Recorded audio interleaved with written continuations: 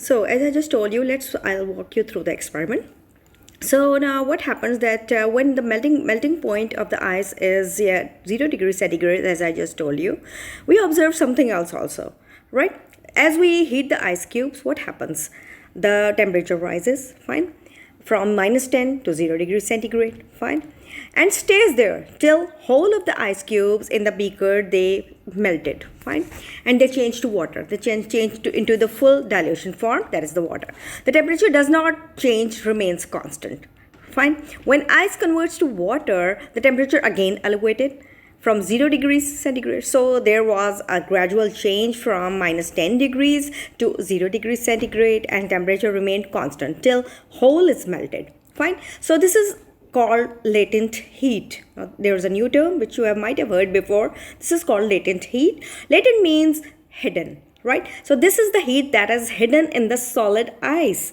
It is the entire amount of the heat which is required for the change of the state, right? The state that is from solid to a liquid, right? This change of state. So when ice is converting its state and turns to water, the temperature is constant at 0 degrees centigrade. Whereas till the temperature is constant at 0 degrees centigrade till the entire ice melts and converts back to water, right? As soon as the ice changes to water, you can say the temperature starts again elevating, again starts rising.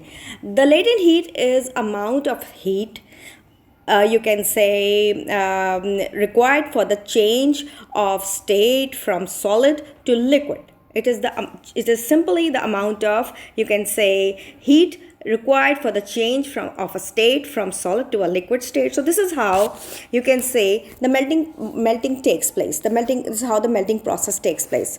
So hopefully you follow this video clearly. What is exactly happens when something melts, right? This was simply a melting process, what happens. And in the next video, I'm going to tell you exactly how to record the melting point and how to record a mixed melting point of an unknown organic compound. When the compound is not known to you, you don't know about its melting point. So what type of technique you are going to use? There are different techniques to find out melting point. There is a classical way and there is a advanced way. Nowadays, the advanced way is everywhere, where you are going to use an instrument that has got 3 slots into it, and you simply seal the capillary from one end, or if you don't have the sealed capillaries, you will seal the capillary, you will fill the compound, and you will record the temperature by putting that capillary into one of the 3 slots that are being inside that instrument, you can say melting point apparatus, which is digital, and it has got a magnifying glass in the front, where you can see easily the changes that occurs in your compound when it gets the heat and it starts heating, and how it changes into the next form, into its other form, right? So this I am going to explain to you in my next video. I hope you understood. You will go through this video again and you will see how I explain you each and everything regarding melting. So see you in my next video. Thank you very much.